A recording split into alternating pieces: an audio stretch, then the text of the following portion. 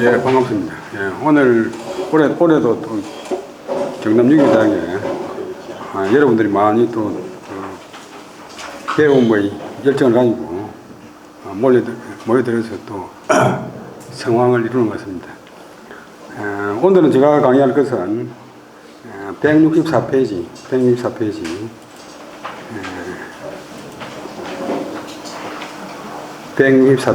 교원 정이호의 생애와 시연구. 교원 정이호 그러면 그렇게 알려진 분은 아닌데 실제로는 대단한 분인데 그걸 참 너무 많이 묻혀가지고 있습니다. 예를 들면 이분이 1347년생인데 1348년생 한 살 뒤인 그 호정하륜 그런 분은 너무나 잘 알려져 있고 또 뭐 텔레비전 연속극 등에도 많이 등장하는데 그 동시대 분이고 뭐 거의 같은 활약을 한 교원 정이호 그런 분은 뭐 거의 알려지지 않습니다. 이분이 그 엄청나게 많은 업적을 세웠는데 이렇게 잘 알려지지 않은 것은 그 아들 되는 분이 그 여러분 잘 아는 충장공 정분 군입니다.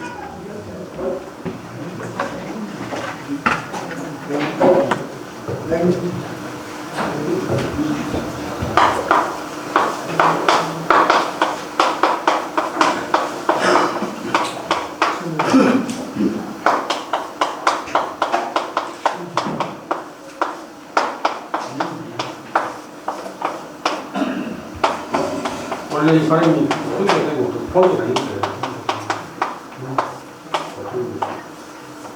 정군 이분이 그 단종 때 1453년 개유정난 때 세종한테 수양대한테 걸려가지고 그때 우의정인데 전라도 나간으로 기양 갔다가 사살을 당합니다. 그러니까 세종과 정권을 잡으니까 김종서, 황보인, 뭐 정이호, 정분 이런 분들은 다 단종을 편들었기 때문에 역적으로 몰려가지고 조선 영조 때까지 완전히 신흥이 안 되고 1746년 영조 22년에 이르러서야 비로소 신흥이 돼가지고 그 가문이 회복이 됩니다. 후손들이 그동안 아주 흩어지고 또 고생하고 하다 보니까 그 아버지 되는 교원 정이호 그런 분의 그 문집도 없어져 버리고 뭐 역사적으로 뭐 이분에 대해서 언급할 수 없게 되다 보니까 이분이 역사에서 묻혀서 그렇습니다. 그래서 실제로 이분의 행적, 이분의 위상, 이분의 업적을 드러내는 것이 바르게 알리는 것이 필요하겠다 싶어서 이번 학기에 이 강의를 한번 선정해 봤습니다. 교자는 이제 교외교, 도시와 농촌, 시골과 도해지의 그 중간 지점, 요즘 말하는 교회인데 교자가 상인 교자고 경제란 말이고 은자가 땅이란 말이에요. 경계되는 땅. 그다음에 세상이 어지러우니까 숨겠다. 교회에 숨겠다. 나라가 어지러워지면 이제 이 지식인들이 다 숨습니다.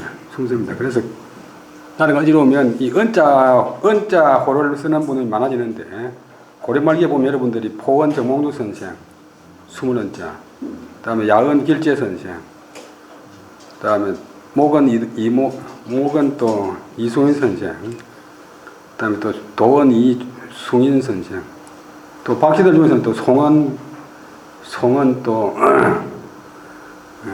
있고, 그다음에 등등 해서 은자가 많이 쓰는데 이분도 이제 고려 말기 분이니까 은으로 했다가 조선 건국에 다시 동참해가지고 주로 활동은 조선에서 합니다. 1347년에 태어나가지고 1434년 88세를 산 그 당시로서는 아주 장수를 누린 분인데 주로 큰 활동은 조선 건국 이후가 됩니다.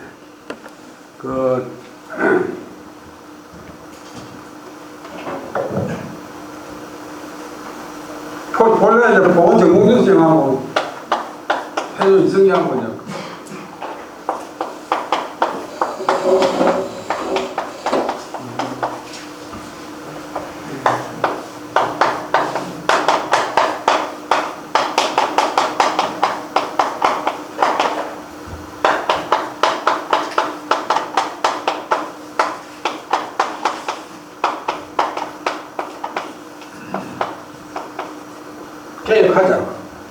개혁하자. 고려는 불교국가니까 이 불교는 안 되고 유교로서 성리학으로서 새롭게 나라를 갖다가 개혁해보자 그런 데까지는 뜻이 같았습니다. 그런데 이제 본 정몽주 선생은 고려를 살려놓고 고려 왕조를 그대로 유지하면서 고려를 살리자 이런 취지였고, 정몽주 그다음에 이성계는 고려로는 안 된다. 고려라고 하는 나라는 석을대로 세워가지고 개혁이고 무엇이 안 되니까 새롭게 왕조를 세워가지고 시작해야 된다. 여기서 이제 갈라져가지고 끝까지 고려를 위해서 충성을 바치니까 보원 정몽주 선생을 제거합니다.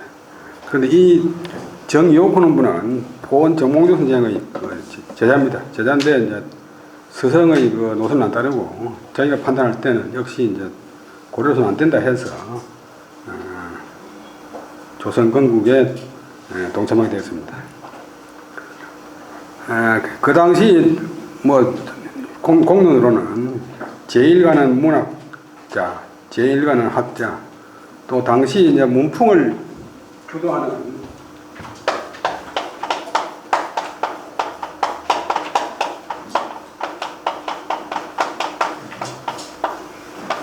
대제학자 일을 오래 맡았습니다. 이 대제학이라는 것은 조선 성도 유래가는데 공문관 대제학, 국문관 대제학, 또 예문관 대제학 그러지만 조선 초기에는 관직 제도가 아직 확정되지 않았기 때문에 주로 예문관 대제학도 있고 또 집행전 대제학도 있고 문풍, 글의 바람, 또 글의 분위기. 그런데 이 대제학을 만드는 것은 그 당시 학문에 있어서 또 문학에 있어서 완전히 일종의 최고 실권자입니다. 예를 들면 과거 시험, 옛날에는 과거 시험을 통해야 이제 관직 나왔는데 과거 시험의 출제위원장, 또 채점위원장, 또 외국에 보내는 외교 문서의 최종 점검자, 또 임금이 내리는 각종 교서 등의 또 최고 책임자, 그 다음에 또 임금한테 가르치는 경연의 서성 가운데서 또 최고 책임자, 그 다음에 자기가 크게 특별한 흠이 없으면 자기가 사퇴하지 않는 한 물러나지 않아야 돼. 조선 성종 때 보면 서거정 그런 분은 26년 동안 대작을 합니다. 그러니까 이 교원 정효 선생이 조선 초기에 대작을 맡아가지고 여러 차례 과거를 주관했기 때문에 조선 전기에 많은 인재들이 이 교원 정효 선생 때문에 관직에 진출했고 출세를 했습니다. 그 다음에 불교국가에서 유교국가로 바뀌니까 각 서울의 성균관 지방의 향교의 제도의 정비, 그 다음에 또 과거 제도, 그다음에 정치 제도, 또 풍속, 그 다음에 중국과 외교관계 이런 제도의 틀을 만드는데 이 틀을 만드는데 많은 역할을 한 분이 정효 선생입니다. 그러나 이제 문집이 없기 때문에 본래는 이제 문집이 있다고 이제 기록이 나오는데 아마도 단종 세조가 단종을 쫓아내는 그 과정에서 문집이 없어진 것 같아요. 그래서 많은 글이 남아 있었을 것이고 또 제자들도 많았을 것이나 역적으로 몰린 집안 사람의 제자라고 나서는 사람이 있기 때문에 제자도 한 명도 없어져 버리고 또 집안도 그만 몰랑해 버리고 함으로써 거리 대부분 없어가지고 이분의 문집을 다시 복원할 수가 없습니다.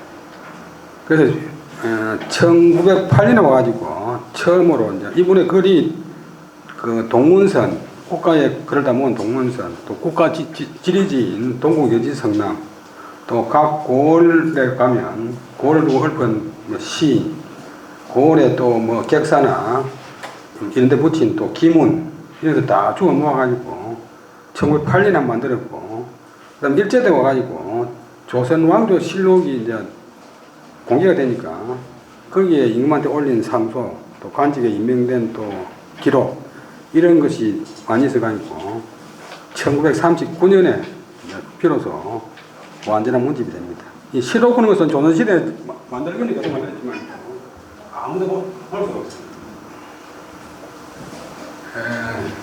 예를 들면 국가에 무슨 큰 중요한 논의가 있으면 정성들이 결정해가지고 사관을 확인해가지고 사관이 사고에 가서 그 부분을 검토하고 돌아옵니다.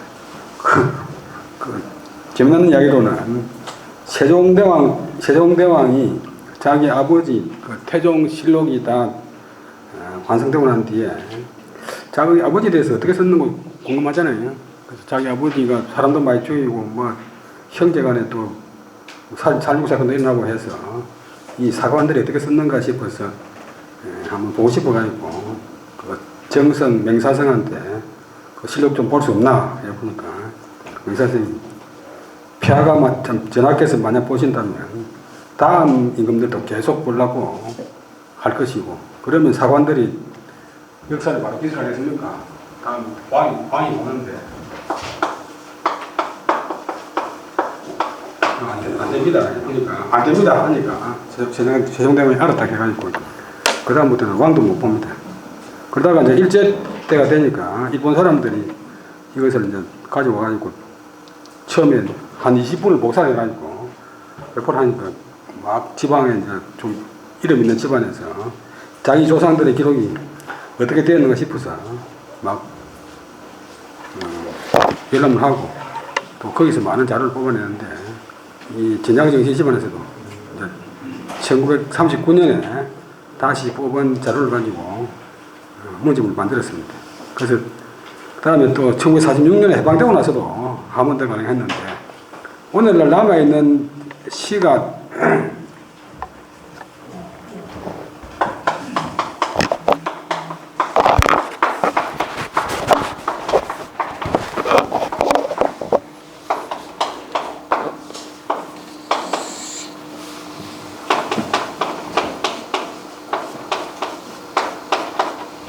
시 37편,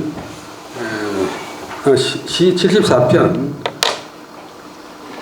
그 다음에 문장 37편, 요것밖에 안 나오고 있습니다. 이것을 가지고서 교원 정효 선생의 일생을 더듬어 볼 수 있습니다. 2009년에 와가지고 이 진주정시 청천군파에서 다시 의뢰해가지고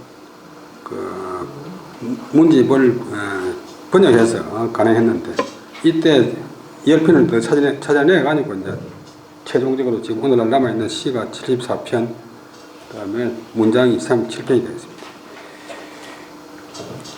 그까지 이제 이야기하고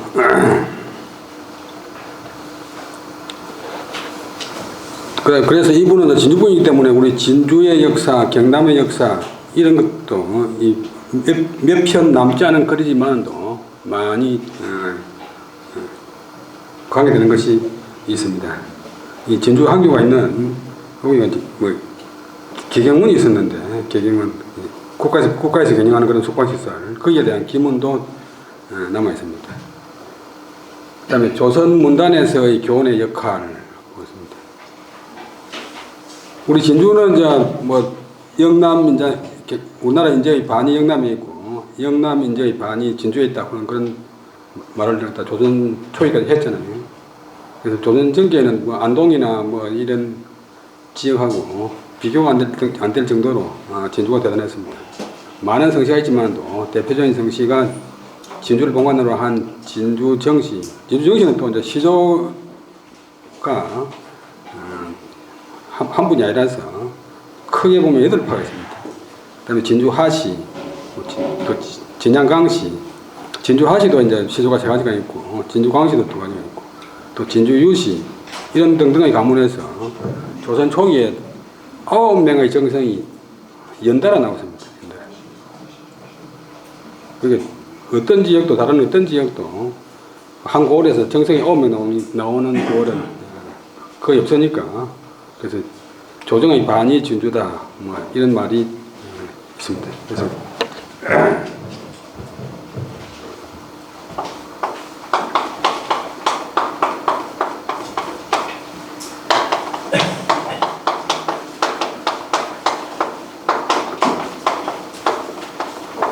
월화산하 반조정, 월화산하 반조정, 월화산 아래가 조정의 반이다. 뭐 진양하시, 진양강시, 진양정시 등등에서 많은 지가 나와 있고, 월화산 아래에 뭐 유명한 정성들, 유명한 고관들이 많이 나오니까 월화산 아래가 조정의 바이다 하는 말이 나올 정도였습니다. 그 다음에 진양정시는 여러 파가 있는데 그 가운데서도 고려 초에 평장사를 지낸 정예를 시조로 하는 집안이 대단히 혁혁합니다. 165페이지. 또 정예 후손 중 가운데서 쭉 내려오다가 고려 후기에 대제학을 지낸 물량공 정을보는 이제 정을보 그런 분은 촉성도에 가면 시학을 있잖아요. 이분이 교원 정의호 선생의 정조입니다. 교원은 고려 공민왕 때 1374년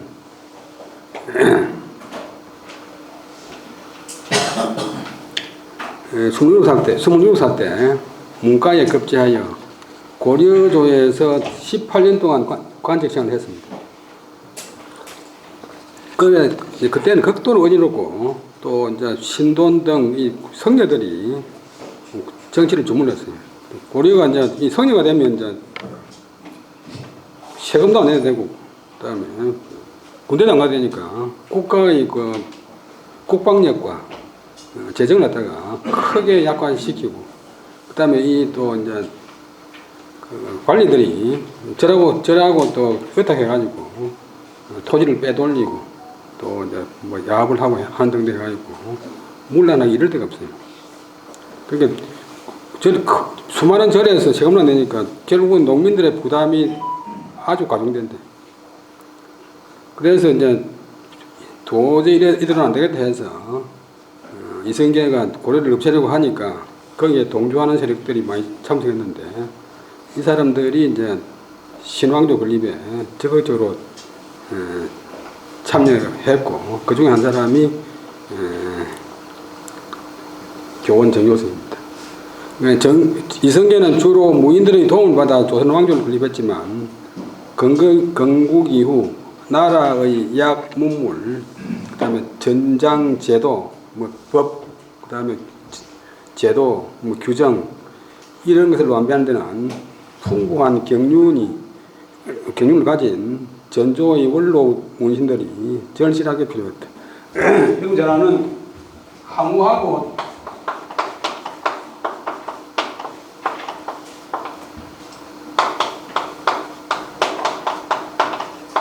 유방이하고 10년 전쟁이 있고 유방이가 희기가 있고 하나를 세우지 않습니까? 하나를 세웠는데 유방을 놓은 사람들이 전부 이제 장군들이고 막 시골에서 컬렁하게 뭐 놀다가 그냥 기회 잡아가지고 정성도 되고 뭐 장관도 되는 그런 사람들이잖아요. 그게 조정에 와서 막 고함도 지르고 술 먹고 주정도 하고 뭐 서로 싸우고 심지어는 칼을 빼내가지고 막 죽인다 잡는 이런 일이 벌어졌습니다. 그런데 그때 숙손동 그런 사람이 있는데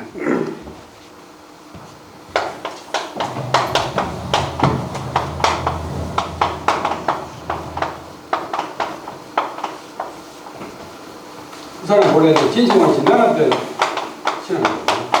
이 숙손동 그런 사람이 황고조한테 이래가 안 된다. 조정에 법도를 만들었는데 하는데 법도를 만들었는데 한 6개월 뒤에 이제 공개하는데 보니까 아주 까다롭게 만들었어. 그럼 하나 걷는 것도 함부로 못 걷게 하고, 옷도 함부로 못 입게 하고.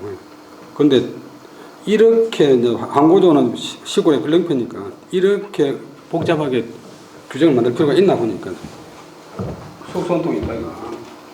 말 위에서 천하를 얻을 수는 있지만도 말 위에서 천하를 다스릴 수는 없습니다. 그 무인들이 천하를 얻는 데는 쓰이지만도 천하를 얻고 나면 무인들가 안 됩니다. 그래가지고 하루아침에 그 설치된 무인들을 갖다가 복잡한 이 조정의 그 의뢰를 만드니까 정말 조용히 됐어요.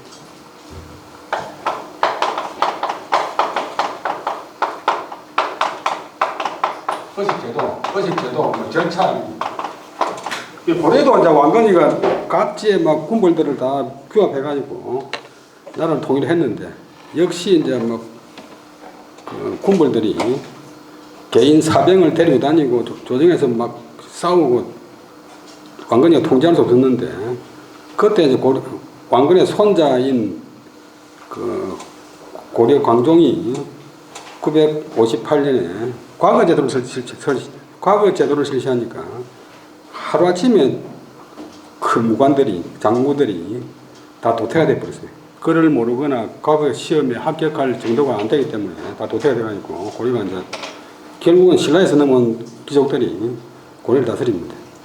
그 위성계도 나라를 세웠지만도 결국 고려에서 근무하던 그런 유능한 신하들이 다시 조선의 체제를 정비합니다. 그 중에는 이제 유명한 양촌 건건, 춘정 변계량, 쌍매당 이첨, 바라볼첨, 또 말마늘첨, 방촌, 삽살개방, 클방, 방촌 황희, 그다음에 경암 허, 본래는 준데 요즘 빽빽할 조입니다. 허조 등과 함께 그런 역할을 충실했습니다. 그다음에 교원은 본래 서성인 목은 이색과 그다음 포원 정봉주의 문화를 출입한 제하지만도 정치적 노선은 서성과 달리하여 조선 왕조의 체제 정비에 협조합니다. 그는 고려도에 과거에 합격하여 관직에 나간 지 얼마 안 된 시점에서 당시의 정치 상황이 날로 비정상적으로 되는 것을 보고서 진주 출신인 원진공 하집, 이건 하연의 조상이고 남사에 살았고 함께 고향인 진주 남쪽 송곡, 금곡면입니다. 송곡에 응가하면서 강도 영시하면서 지낸 것을 보면 고려가 망하기 전에 벌써 벼슬을 그만두고 진주 내려와서 송곡에서 도의를 논하고 강도, 그 다음에 영시 시를 보면서 지낸 것을 보면 고려 왕조에 대해서 이미 염증을 갖고서 새 왕조의 출현을 간절하게 기대하고 있었던 것으로 보입니다. 그리고 고려 왕조에서도 그렇게 비중 있는 고려가 망할 때 벌써 나이가 46살인데 그렇게 뭐 높은 중요한 자리는 차지하지 못했습니다. 그러면 1392년에 조선 왕조가 건국됐는데 1398년 6년 뒤에 문신으로서 최고의 간직인 문형도 이렇게 대자이란 말인데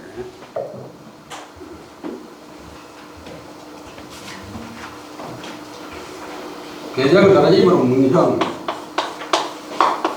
과거 시험 관리하는 분이니까 거래의 정원입니다. 거래의 정원. 또 문병, 합격자를 응시자를 합격시키느냐 마냐 하니까 그거는 칼자루병, 거래의 칼자루. 6년 뒤에 그 아주 요직인 문형에 발탁돼가지고 과거 시험을 주관해서 인재를 선발했다. 아까 앞에 다 이야기하는 것 이야기고 조선시대 관직이 많이 있는데 한 1,500개 됩니다. 1,500명 됩니다.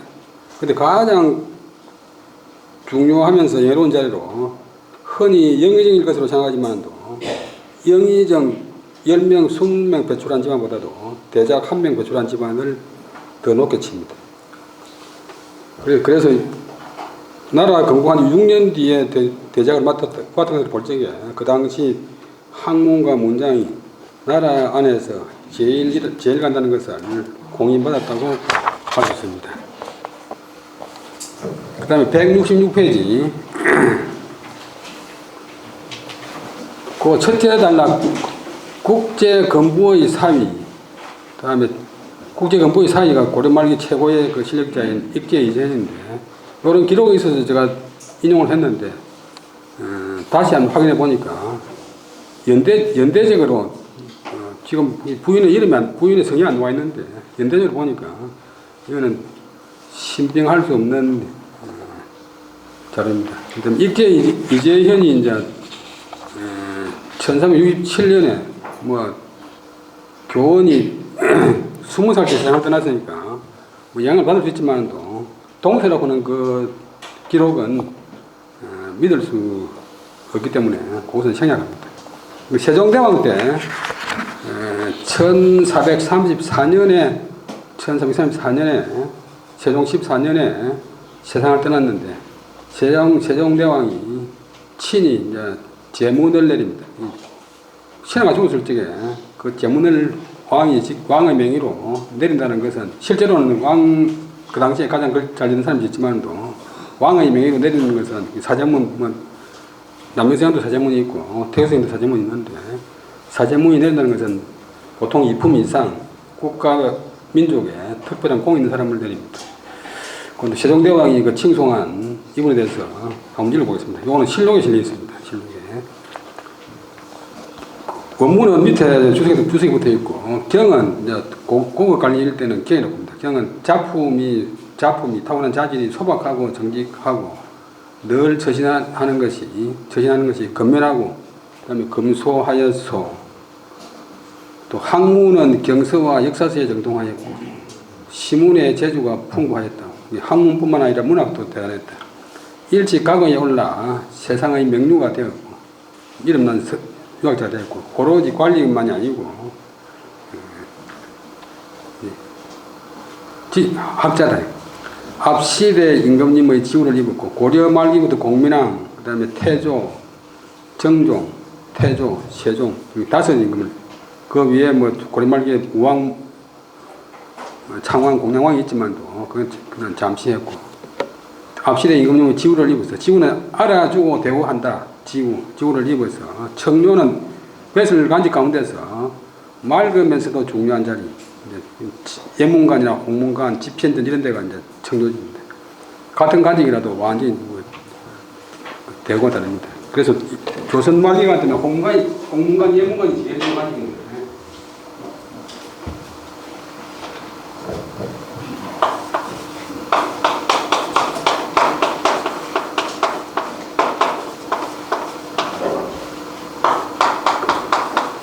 예문관은 주로 국가에서 그동안 글을 지고 홍문관은 임금의 자문에 응하고 임금만이 서성이 되는 그런 방식입니다. 서로 겸직합니다. 제일 최고비서의 대장인데 여기는 문과 급제자이면 못 들어갑니다. 원칙적으로. 그러니까 뭐 소수의 학자들이 뭐 과거를 포기한 것을 갖다가 칭송하고 뭐 과거를 하지 마라 뭐 이렇게 제자들 보고 과거 공부하지 마라 해서 하지만 실제로는 현실에서는 과거해서 관직에 나간 사람하고 추천받아 나간 사람하고 엄청난 차별이 있습니다. 그러면 추천받아 들어간 사람은 못 나갑니다. 근데 홍명이가 거기서 면서 남명을 갖다가 조교리라 했는데 교리라 했는데 남명은 교리를 한 적도 없고 교리를 받을 수가 없어요. 왜냐하면 과거 시험에 합격한 적이 없기 때문에. 그래서 청료의 직책을 두루 역임하였소.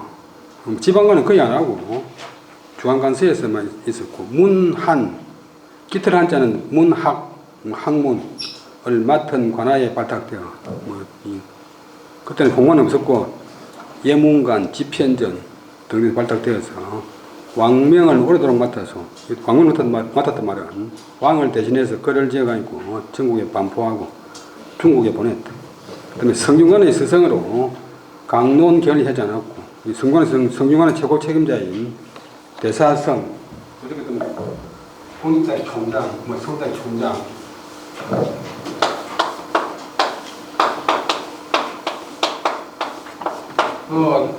대장만큼은 권위가 없지만도 대사성을 맡은 것도 엄청난 영예로운 자리입니다. 성균관의 스승으로서 강론 결의하지 않았고 이제 성균관에 관직을 맡은 사람은 다 이제 성균관 유생들한테, 생원 진성들한테 강의를 합니다. 근데 사관에서 역사 편찬할 때 수정에 알맞음 얻어서 춘추관에서 역사를 편찬하면서 조선 최초의 실록인 태조실록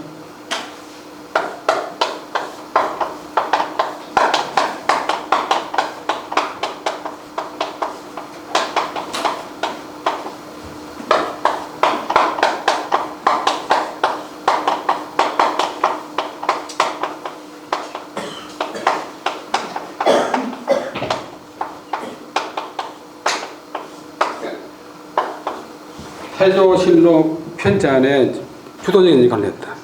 이 태조실록 편찬에 주도적인 역할을 한 것이 왜 중요하냐 하면 최초의 실록이기 때문에 실록의 체제, 실록에 실는 내용의 범위, 실록의 규정 이런 것을 그때 다 만들었습니다.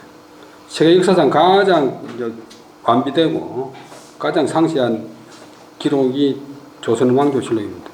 중국도 실록이 있지만도 중국은 우리나라보다 국토 면적이 남한의 100배고 인구가 50배인데 실록 양은 우리보다 조금 많지만도 그 나라 규모나 또 인구를 보는 볼적에 우리나라보다 훨씬 더 소락합니다. 그게 실록, 조선 왕조 실록을 이 제도를 만드는데 교원이 큰 역할을 했다. 그래서 이제 마지막에 가서는 최고의 찬사를 보내는데 실로 유림의 종장이며 어뜸되는 큰 어른 유림의 종장이며 국가의 고된 선비여서 사문 밑에 보면 원문에 사문지 종장 국가지 정언 이것이 최고의 찬사입니다. 학자로서는 유림의 종장이고 관리로서는 또 이제 국가의 바른 선비였다. 이 극찬을 했으니까 조선 초기 왕조 건설에서 조언의 역할이 어땠는지 알 수 있습니다. 조선 왕조에서 맡은 직책이 주로 이제 문학, 교육, 왕명 출납, 성정원에서 임금 대변해가지고 걸려내는 것, 그 다음에 사서 편찬 등 학문과 문학에 관계 있는 것이었으니 조선 왕조의 문화 형성에 기여한 바가 크다는 것을 알 수 있습니다. 그러니까 같은 동대인 호정하준 모르는 사람이 없지. 또 후배인 한 30년 후배인 경계하연 하준은 다목 분이고 시랑공파입니다. 경계하연은 뭐는 사회공파인데 이분은 남사입니다.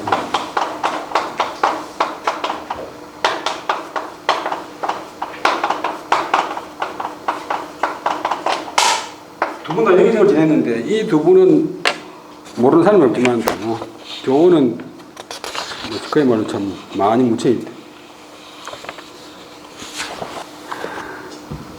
그 다음에 이분은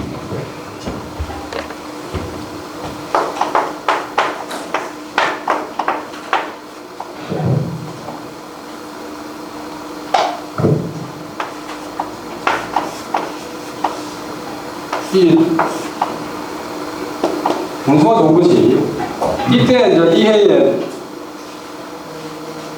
세조가 이제 황보인 김종서를 죽이고 이분의 아들이 충장공 전군을 그냥 보낸다가 죽입니다. 근데 이분은 그 앞에 바로 찾아가지고 살아계시가 있어서 일을 맡았으면 트림이 당했을 텐데 그 앞에 찾아가니까 아무런 그 참 피해를 안 보고 세상을 떠났습니다.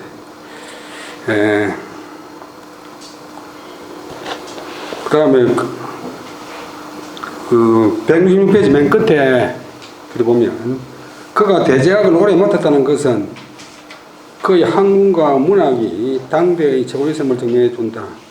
그는 이제 사문보다는 시로 이름이 났습니다. 그래서 조선전기 대제학을 오래 맡았던 사가 서거정 이분은 역사상 가장 오래 아까 말씀드린 대로 특별한 흠이 없는 한 자기가 장인에서 살아내지 않으면 계속 할 수 있다겠는데 26년 동안 대장을 했어요. 26년 동안 하다 보니까 이제 전필제 김종직 선생, 그다음에 강시 사숙제 강희명 선생 이런 분들이 실력이 대단한데도 대장을 못했어요. 한 사람이 너무 오래 해버리니까 보통 2년 만에 하는 것도 뭐 13사람이 할 건데 한 사람이 다 했어요. 근데 이분이 오래 한 이유는 이분이 아니 내가 아니면 할 사람이 누가 있나? 독재자들이 항상 그런 말 하지만도 내가 아니고 누가 할 사람이 있나? 근데 이분이 이제 교원 선생을 대단히 높이 평가했는데 당시의 품격이 있다. 시는 이제 역사적으로 쭉 있었지만도 당나라 시, 송나라 시가 있는데 고려 후기에는 송나라 시를 숭상했다가 고려 초기부터는 다시 당시를 숭상하게 되었는데 당시의 품격이 있다. 당시의 분위기가 있다. 교원이 지은 춘일 서교 봄날 서쪽 교회에서 구는 시는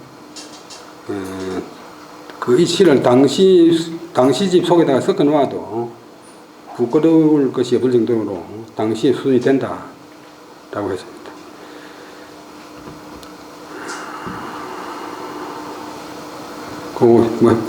워낙 칭송하니까 한번 읽어보면 167페이지 서거정의 기록이 이렇습니다. 정교원이 선산의 고을론으로 있을 때 지은 춘일 서교 봄날 서쪽 교회에서 라는 시는 이러하다. 관아에 사무 끝내고 공무 끝내고 한가한 틈을 타 서쪽 교회로 나갔더니 그 절이 있는데 스님은 파리하고 절은 오래됐고 길은 오르락내리락하네. 별에게 제사 지내는 재단, 이제 옛날에는 제사를 여러 군데 지내는데 별에게 제사 지내는 재단 옆으로 봄바람이 이런데 붉은 꽃이 붉은 살구꽃이 반쯤 피었고 산시가 우는구나 했는데 이 시는 고아하고 곱고 맑고 수월하여 당시 속에 두어도 부끄러울 것이 없다 이렇게 했습니다. 원문 밑에 있는데 보면 주석 4변에 보면 아파 성한 출교서 성잔사고 노고지라 재성담반 가반자 춘풍조한데 홍행반계 산조제라 해서 이 시는 서거정의 평은 아려청편 고아하고 곱고 맑고 수월해서 비록 치지 당시 이것을 당시 속에 둘지라도 역무죄라 부끄럽겠죠. 또한 부끄러울 것이 없다. 그 당시 이제 장원급제하고 그 밑에 또 역시 대작을 맡았던 쌍매당 이청구는 분이 있는데 이분이 이제 교원과 더불어서 시를 논한 적이 있는데 스스로 자기 시를 자랑하자 교원이 그 시를 갖다가 보고서 글자를 하나 고치니까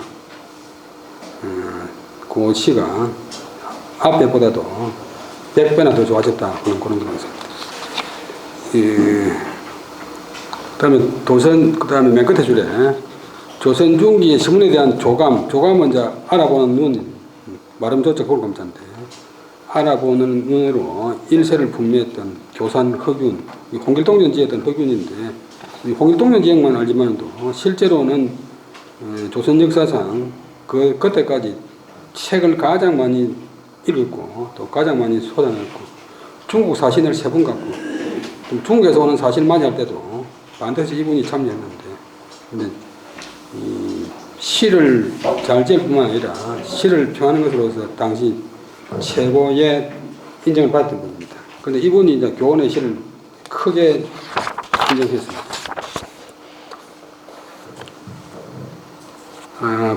168페이지 맨 첫째 줄 보면 조선 초기에 문학하는 일은 정도원과 이 쌍매당 이첨이 가장 낫다. 앞에 나왔는데 이첨.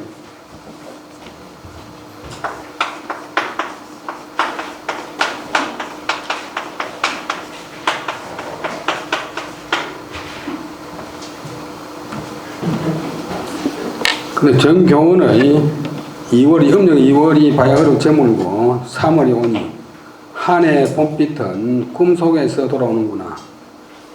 천금의 돈으로도 아름다운 계절을 살 수 없는데 꽃이 활짝 피어난 때 술은 누집에서 익었는가? 라는 작품은 당나라 시인의 정치보다 못하지 않다. 당나라 시인의 정치에 못하지 않다. 당나라 시 당시보다 못하지 않다. 밑에 부분을 본다면 허균 국초의 학업은 정교원, 이쌍매당, 최선 이 두 분이 가장 좋다. 정교원이 지은 정의 2월 장난 3월 2월이 바야흐로 저물고 3월이 오는데 1년 춘색 몽중해 1년 춘색이 아련한 꿈속에서 돌아오는 듯하네. 천금상미 매가절 천금으로도 상은 오히려 아름다운 계절을 살 수 없는데 돈 주고는 살 수 없잖아요. 여름 되는데 봄 살 수 없듯이 주란 술이 물어녹으니 술이 물어익으니 수가 누구 집에서 술이 물어익었는고 술이 꼭 필요한데 화정계 꽃이 한창 핀 이때에 술이 누구 집에서 술이 익었는고 꽃이 활짝 핀 옆에서 술을 꼭 한잔 해야 되겠는데 누구 집에서 술이 익었는고 라는 작품은 불감 당시 정처, 당시의 정치에 못하지 않다. 그 다음에 교원 자신도 관리 이전에 스스로 문학가의 힘을 표방했고 또 스스로 당나라 이태력에 비교하기도 했습니다. 조선 최고의 그 문단의 대표인 서거정과 평론의 대가인 허균이 교원을 조선의 최고의 신이라 했으니까 초기 조선 문단을 대표하는 제1인자라고 할 수 있습니다. 그리고 이제 그러나 168회 중간에 그 아들 호가의 일당이고 충장공은 이제 시호입니다. 시호. 일당 정분의 참하 이후 교원의 시문은 산일되어 문집을 구해볼 수 없었고 또 이 시를 원하는 후대에 많은 사람들이 그 역적 집안을 몰린 그 사람들의 이름을 논하면 자기한테 불리할까 싶어서 아예 거론을 안 합니다. 그러다 보니까 자연적으로 문인들의 관심에서 멀어져 갔던 것입니다. 조선 후기 각종 시화는 이제 시에 관한 이야기, 시화가 많이 있는데 시에 대한 평론, 어떤 시를 짓게 된 계기, 그 시를 얽힌 사연, 시에 대한 평가, 또 뒷이야기 등등을 모은 일종의 평론집이 시화집인데 많이 남아 있습니다. 여기에 교원에 관해서 기록이 전혀 없다. 교원의 문집은 바로 그 후배인 성종 때 성현의 용제총화에 교원집 7권이 있다 되어 있고 유명한 역사책인 그 조선정국 때 이경이가 연례체부에서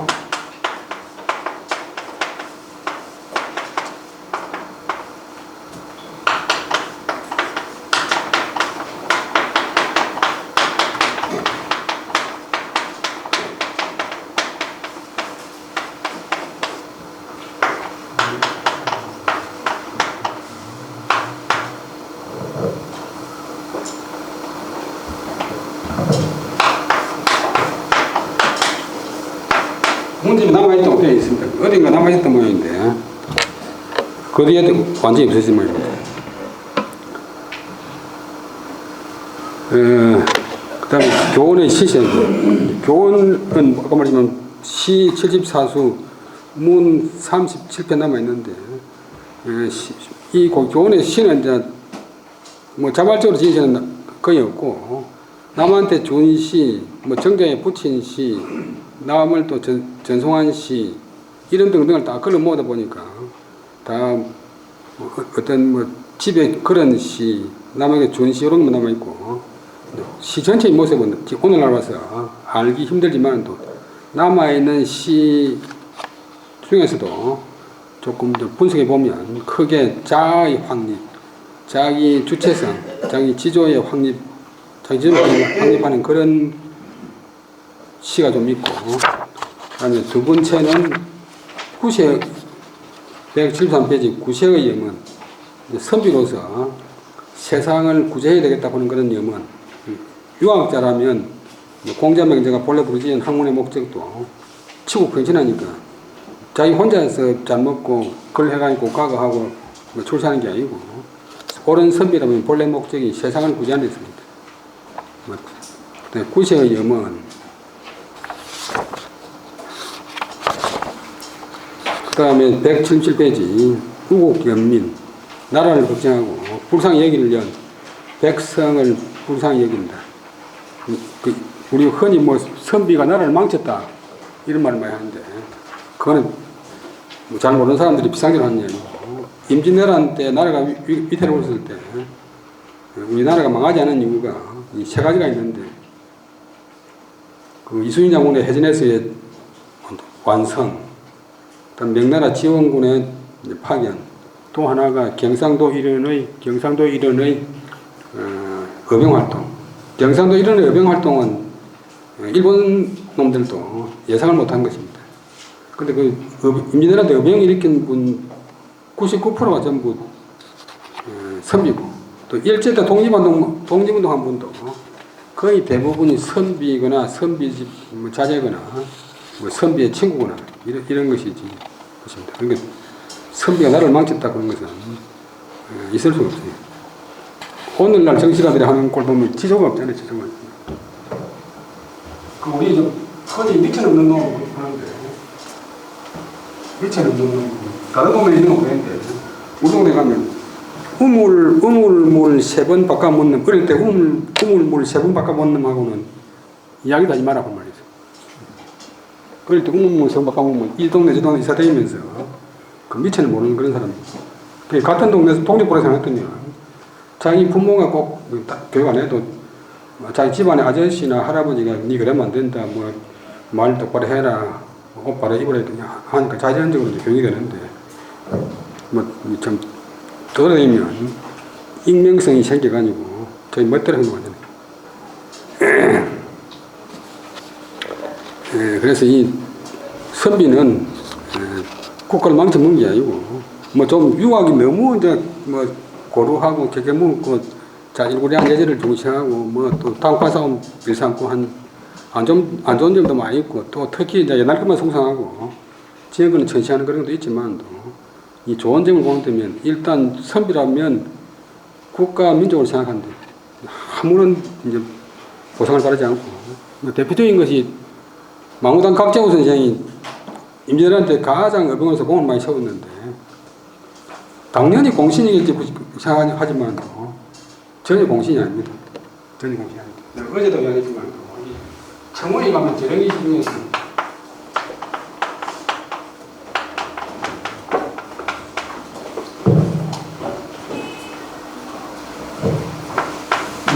이 기록하는 거 있는데 1800년 심산 김창규 선생이 내는 거예요. 초대 성균관장이고 성균관장이 초대 성균관장 김창규 선생이 내는 거예요. 지금 정원이 사람 재령이신데 천석구인데 이 독립자금도 많이 되고 심산이 독립운동하는데 많이 도와줬습니다. 근데 해방되고 나서 나라가 서니까 막 독립유공자 뭐 보상을 받는데 독립유공자 보상 신청 안 해요. 그 아들도 또 신청 안 해요. 그래서 사방에서 막 하라고. 그보다 못한 사람들도 다 독립유공자 임금 받는데 신청하라고 하니까 그 하는 이야기가 아니 국민이 백성이 국가를 위해서 일한 것을 갖다가 어떻게 보상을 받았느냐. 그게 이제 선비의 본래 자세입니다. 근본적으로 국가민족을 생각한다. 얼마 남아있지 않은 시 가운데서 국가민족을 생각하는 그런 시가 고원의 작품 중에 많이 있다. 그 다음에 백성들이 고생할 때는 마치 자기가 고생을 만든 것처럼 걱정합니다. 그 다음에 또 이제 180페이지 전문적인 신으로서 경물 묘사의 능수. 경물 묘사의 능수가 뭐냐고. 경물은 경치고 묘사는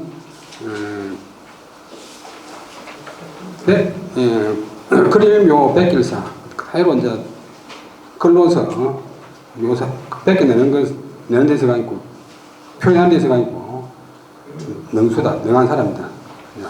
정치를 표현하는데 아주 뛰어난 솜씨를 가진 분이다. 그 다음에 평생에 이제 벗을 하고 또 뭐 했지만 또 낭만적 정서의 출현. 낭만꾸는 말은 본래 이제 서양 말인데 어떤 뭐 속세에 얽매이지 않고 자유스럽게 자기의 감정을 표출하는 게 낭만인데 낭만적 정서의 출현. 낭만적인 요소가 대단히 많다. 그 다음에 결론. 이런 식으로 됐습니다.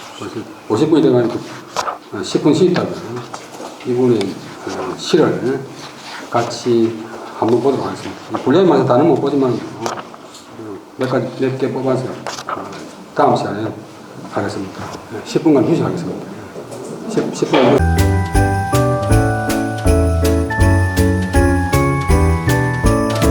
19페이지. 첫 번째, 교훈의 시속의 가운데서 첫 번째, 자아의 확립. 시속에 자기의 이제 주체성이 확립되어 있는 그런 내용이 들어있다. 제한양 장의사. 장의사라고 보는 전에 서로 있는데, 한양의 장의사에다가 제 쓴다. 쓰는 것은 이제 지는 것도 되고, 글씨 쓰는 것도 되고, 지어가지고 쓴다. 그 두 번째 시는 이렇습니다. 눈이 깊은데 소나무는 변치 않고, 얼음이 얼어, 물은 소리가 없네.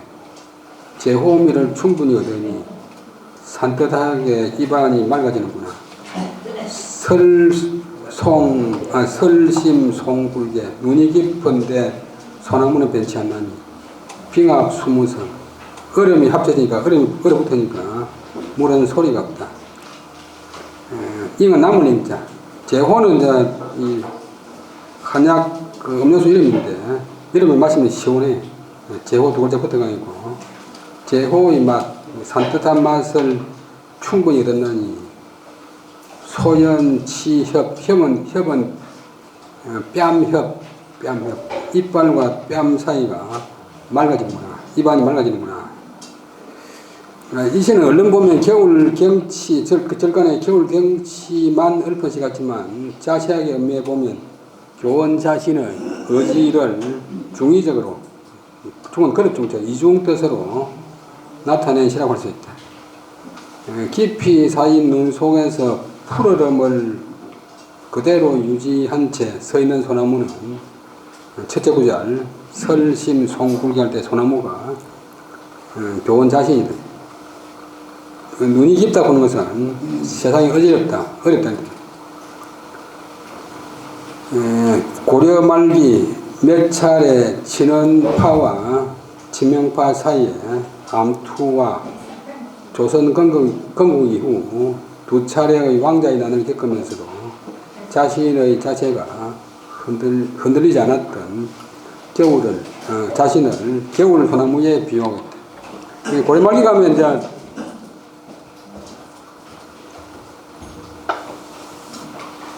1398년에 명나라 공부하는데, 원나라가 망한 것이 아니고 명나라가 남경에다가 도움을 했으니까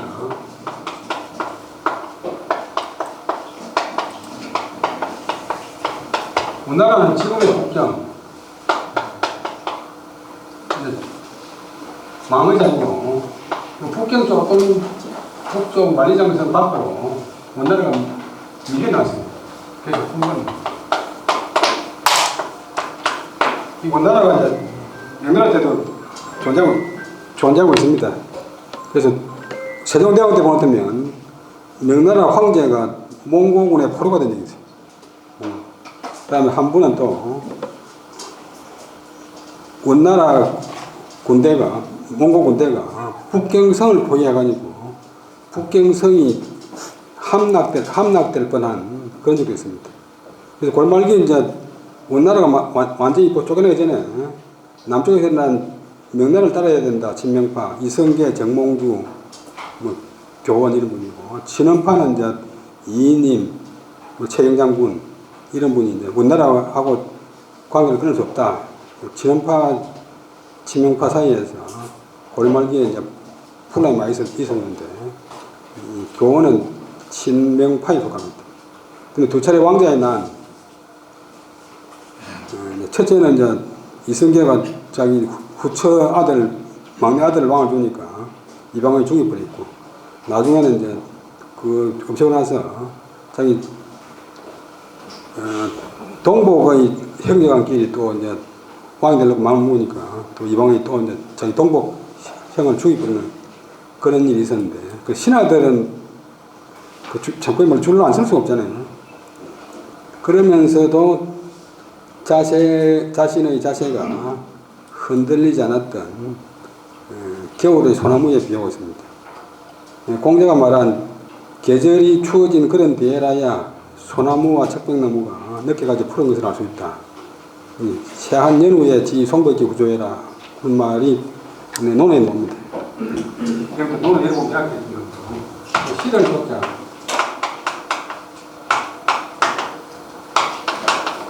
백자가 우리 모두 나무 배우지만 실제로는 척백나무. 그 이유는 이제 식물을 두고 이제 상징을 했지만 실제로 사람도 이제 어렵게 된 뒤에야 이제 그 사람의 진정을 알 수 있다. 내가 잘 나갈 때는 다 뭐 모여들지만 내가 어렵게 되면 아는 체 않은 사람이 드물다. 이것도 이제 여름철에 콸콸 흐르던 둘째 구절은 시냇물이 겨울이 되어 얼음이 열자 얼음 아래로 조용히 물이 흐르잖아요.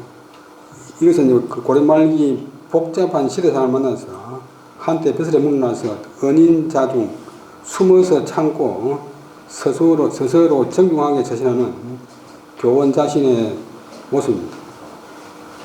조선 왕조와 고려가 변해가는 시기에 많은 사람들이 죽었고 또 뭐 지조를 지키기가 어려웠을 때 일관되게 자기도 은인자중 했다 것이고, 그 다음에 거제 칠천도, 거제의 칠천도라는 거제에 딸린 섬이 있는데 거기에 배를 타고 가면서 거센 풍랑 속에서 생명의 위험을 느끼면서 지은 시입니다. 그런 다급한 상황에서도 인생의 의미를 찾아내는 데서 교원의 시는 깊이를 더합니다. 그럼 시가 조금 기니까 감지를 보시고,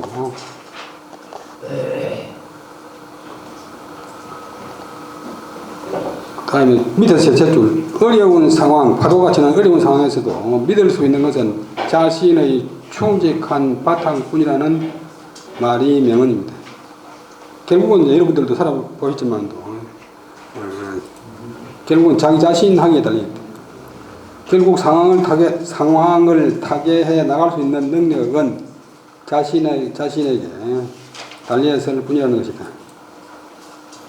자신의 정력, 안정된 힘, 아주 확립된 힘, 이것을 측정해 보고서 진나라 때 사안만 못한 것을 아쉬워하면서 사안의 정력을 배우고자 그것을 시하고 있습니다. 그 시 밑에 보면 어찌 하늘만이 내 속마음 이해할 것이니 마침내 개인나를 내려주시기를 풍랑 속에서 바라는 것이고, 멀리 진나라 사안에게 내 하는 행동이 내 마음가짐이 부럽나니 집으로 돌아가는 노 빠르기도 해라.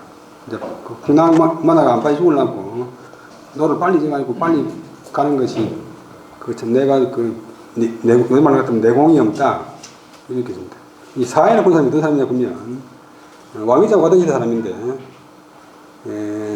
4세기 사안은 동진의 정성인데 그 다음에 그때는 남북조 시대가 돼가지고 북쪽은 이제 다른 민족 한쪽이 아니고 다른 민족이 차지하고 있는데 전진이라고 하는 나라의 황제 부견 부는 서이고 견 이름인데 부자는 성에만 씁니다. 애기풀 부를 보는데 383년에 동진을 멸망시키려고 10만의 대군을 이끌고 진나라를 공격해 왔습니다.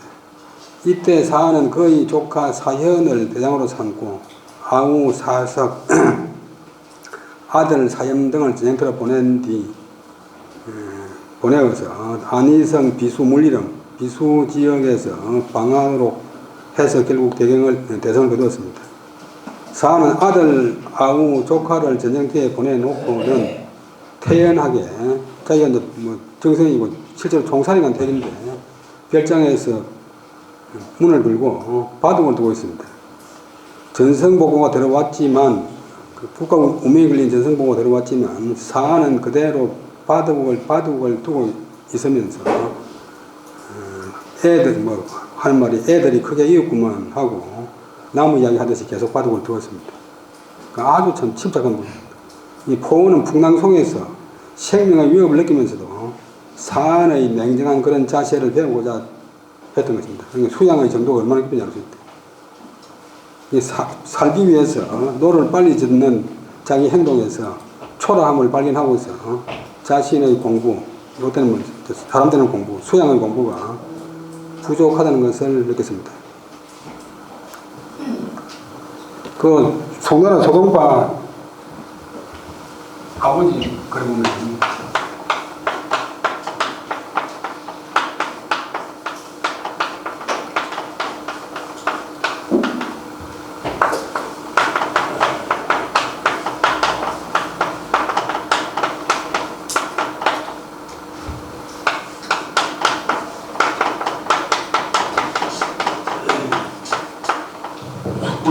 숭아한테 진짜 눈 깜짝이야 진짜.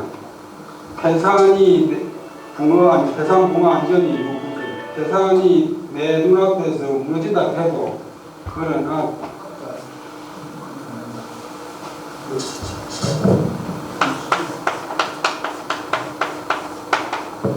오히려 그래도 난 눈을 깜짝 안 하겠다. 태산이 내 앞에서 확 무너진다 해도 내가 눈도 깜짝 안 하겠다. 그런 이제 이 정력, 안정된 힘, 안정된 내공. 그냥 어디 가서 뭐 사고 만나는 거 보면 그 사람의 그 수준을 알 수 있잖아요. 그 다음에 덫을 세운 선비는 지조를 생명처럼 중히 여깁니다.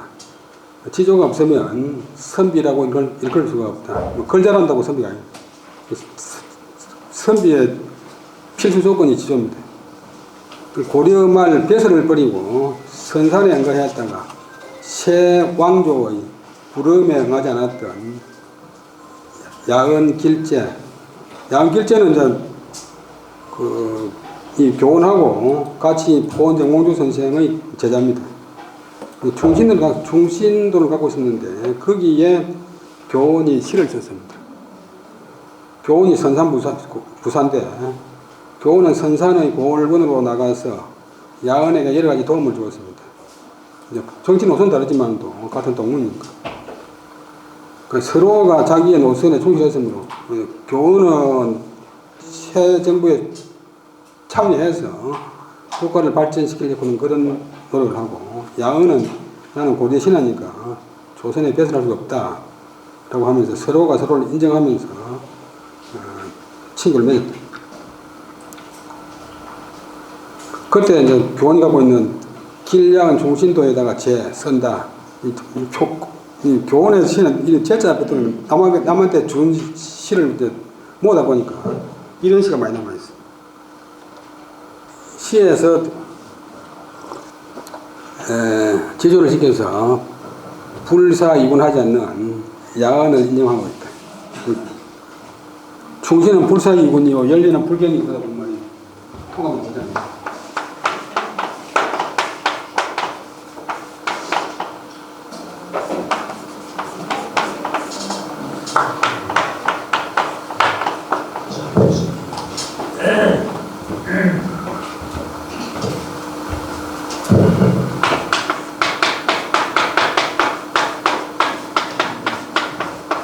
그것은 바꿀경, 격근경. 이런 거는 조남자를 거치지 않고 충신스러운 사람은 두 임금을 섬기지 않는다.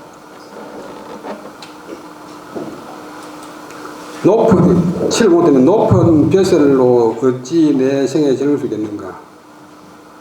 기품과 지절이 만세에 영광스러운 것이라네.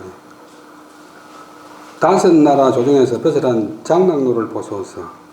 구양수 사마강의 붓 아래 성난울에 올렸다고.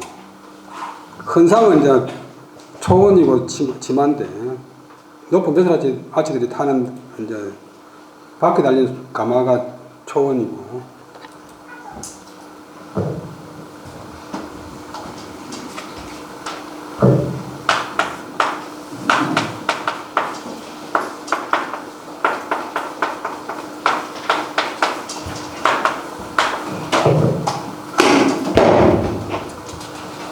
조선시대 같으면 이품 이상 돼야 하는 것인데, 헌은 이제 옛날 관복이 다 처방가 있잖아요.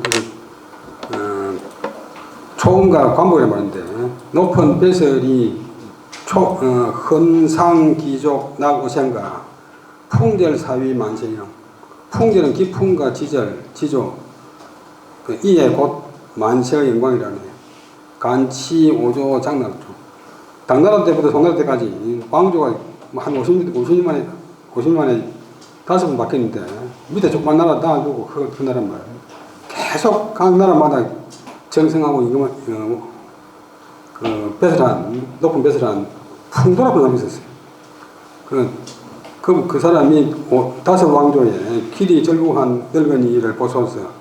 수는 구양수고 광은 삼화강이고, 구양수는 이제 오대산을 지었고, 삼화강은 자치통감을 지었고, 필지는 붓 아래 노래성 노여운 우레소리 울렸다네. 그래서 자기가 지금 신왕제 벼슬하고 있지만 또 자기보다도 벼슬하는 길제를 더 인정한 것입니다. 밑에 주석을 보면 벼슬이 중요한 것이 아니고 기품과 지절이 있어야만 사람으로서 가치가 있는 것이다. 친구를 배반하거나 동지를 배반하고 나서 이익을 취하거나 부귀를 취하는 것 사람들이 인정 안 하잖아요. 일본한테 붙어가지고 벼슬을 하거나 이익을 얻으면 오늘날 참 그 자손들이 얼굴을 늘고 살 수가 없잖아요. 기회주의적으로 처신하여 이 조정 저 조정에서 벼슬하는 사람은 정조 이런 여인과 다를 바 없다. 어떤 인물의 최종적인 평가는 벼슬의 높낮이에 있는 것이 아니다. 벼슬만 추구하다 자신의 명예를 오염시킨 대표적인 사람이 5대, 당나라 때부터 송나라까지. 당나라가 907년에 망했고, 그 다음에 송나라는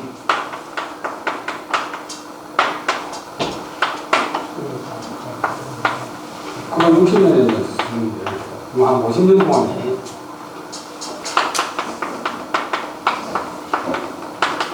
왕조가 크게 잡고, 후랑, 후한, 후주, 후진이. 그 조정에서 보통 한 15년 정도 유지되는데, 5대에 걸쳐서 5곡 왕조에 걸쳐가 있고, 정성을 지닌 풍도, 사람 생활 때는 바람을 풍 겁니다, 풍.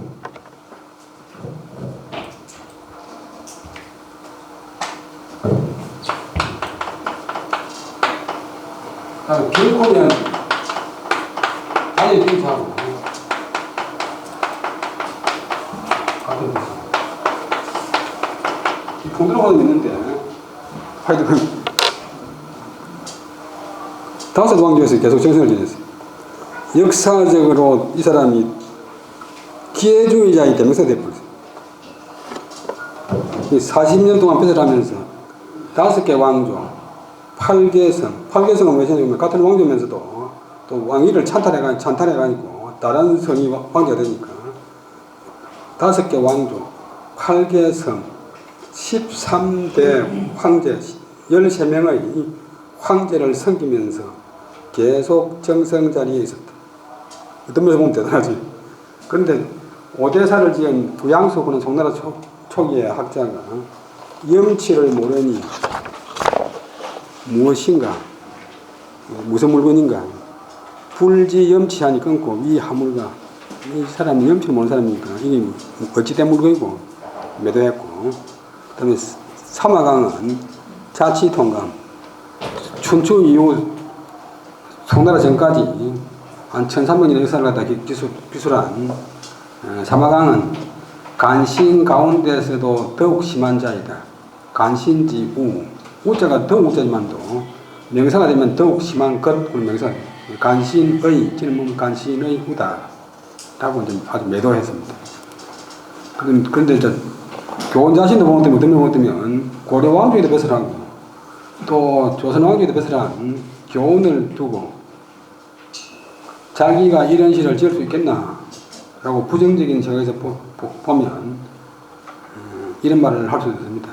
그러나 교훈은 자기가 판단할 적에 고려 왕조로서는 더 이상 지탱할 수 없는 희망이 없는 나라로 보고 조선 왕조의 기대를 걸고서 조선 왕조를 위해서 적극적으로 배설했습니다. 국가가 자신의 재주나 능력을 필요로 할 때 국가 민족을 팽개치고 자기 한 몸만 깨끗하게 간직하는 것만이 선비의 길은 아닙니다. 고민이 많은데 공자나 맹자가 본래 공부한 목적이 본래 가르친 목적이 세상을 구제하는 데 있어서므로 평생 적극적으로 배설을 하려고 천하를 두루 다니며 자신의 뜻을 알아주는 임금을 찾았던 것입니다. 그래서 조선시대 오늘 그렇지만 또 배설에서 물러난 사람보다 너무 칭찬하는 그런 것이 있는데 모든 사람이 다 배설에 물러나 버리면 국가는 누가 다스리냐 어느 누가 다스리면 되는데 좀 괜찮은 사람이 다스리면 그래도 괜찮지만 간신이거나 악질적인 사람이 다스리면 결국 그 피해가 국민한테 돌아간다. 야은도 이런 점을 인정하였기에 그 번절자로 거절 안 하고 자기 응가하고 있으면서도 선산부사로 부임한 교원을 사귀었던 것입니다.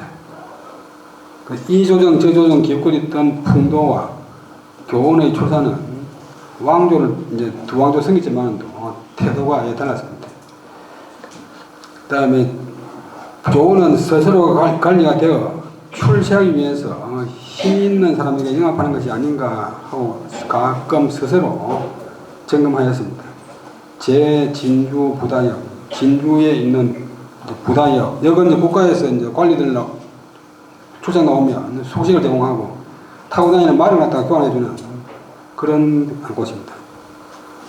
부다역에 쓴다. 전부 제자 붙은 거는 이제 나중에 이제 다 수익 나서 수입하다 보니까 그랬습니다.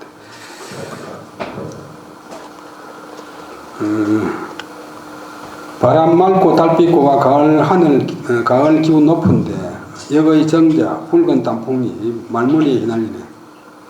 보내고 맞이하는 것 오직 푸른 잎 달린 소나무 길 끼고 뚝 서서 허리 굽히는 것 부끄러워하네.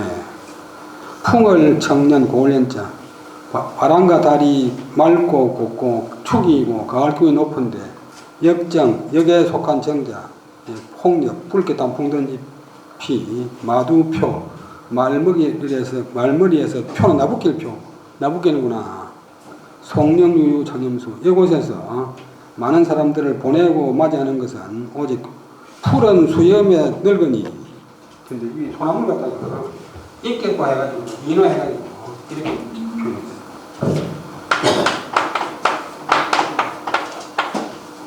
늙은이 수 협로 정정 치 전료 협로는 길을 끼고서 길을 사이에 두고서 정정은 두 글자부터 우뚝하다 높다 우뚝하여 전료 허리 꺾기를 치 부끄러워하는구나. 위에 이제 단풍나무는 나붓기는데 가을이 더 붉은 빛을 띠고 바람 앞에 나붓기는 나뭇잎은 시속에 따라 자기 지조를 바꾸는 사람의 상징이고 그와 반대로 푸르름을 그대로 간직한 채 길 양쪽에 우뚝히 서서 허리 굽히기를 부끄러워하는 소나무는 지사나 군자. 교원이 지향하는 바가 당연히 소나무의 자세다. 혹시 여기에서 내와하는 사람을 영송하는 자신의 모습을 소나무가 보고서 비웃지 않을런지 교원 자신은 지조 없는 하늘 그리는 사람이 되지 않으려고 반성을 하고 있다. 소나무에 지조 지키는 자세를 배워서 지조 있는 사람이 되기를 지향하는 교원의 마음가짐은 언제나 배워서 자기 발전을 꾀하겠다는 그런 진취적인 면이 있다. 그 다음에 교훈은 은거를 그렇게 담당하게 여기지 않았다. 선비로서 뜻을 펴기 위해서는 출사해야 한다는 적극적인 자세를 견자했다. 그 다음에 차운에서 정정한다. 유판서, 판서를 뺏으라는 유시의 시의 문자에 따라서 라는 시가 있는데, 이 시의 앞부분에서 은가하는 사람의 별장을 찾는 듯 하지만도 마지막 구절에서 강력하게 뺏으려 나가 고강 앞에서 경륜을 펼칠 것을 권유했다. 그 다음에 두 가지만 했는데, 돌을 안고서 빛내지 않는다면 어찌 되겠는가. 자기가 공부를 해가지고 세상을 다스릴 방법이나 그다음에 자기 수행할 방법도 이 돌아보는 별게 아니고 그게 뭐 길인데, 이제 우리 물질적인 길은 그냥 땅바닥이지만 또 정신적인 길은 사람이 살아가야 될 올바른 방법, 또 일을 해가는 올바른 방법, 뭐 사람을 사귀는 올바른 방법, 올바른 방법을 끌어안고서 빛내지 않는다면 안자가 어찌 안자 덕은 될 수 있다. 어찌 될 수 있겠는가. 성군전섭 요논사, 성스러운 임금 앞에서 앞자리에서 요는 뭐 해야만 한다. 논하고 생각한다. 어떤 일을 논하고 생각한다. 홍문관이나 홍관에서 임금한테 강의하는 정능관,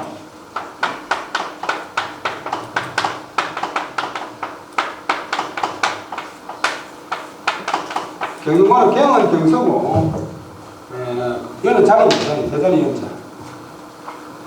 그래서 임금 공간 학교가 되는데, 이걸 갖다 다른 말로 논사지.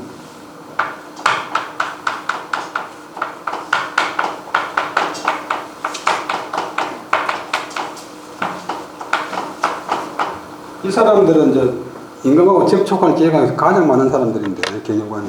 세종대왕처럼 공부를 좋아하는 분은 아침 먹기 전에 조강, 아침 먹고 또 낮에 주강, 저녁에 또 석강, 하루에 3번씩 강의를 듣습니다. 근데 거기서 이제 경영관들이 전반부는 이제 경서나 역사책을 강의하고, 후반부에 가서는 그 경서나 역사책에 의거해서 그 당시의 상황, 당시의 시사를 갖다가 논합니다.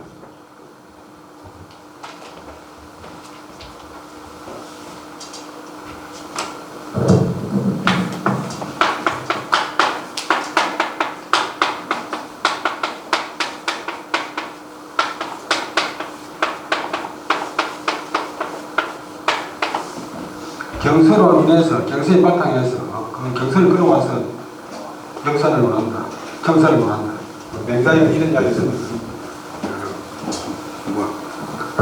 백성은 굴러가니까 뭐 토목공사 많이 시키면 이제 토목공사 하면 안 됩니다. 이렇게 이제 왕에 관하는 일을 갖다가 이 경영관이 재임을 할 수 있어요.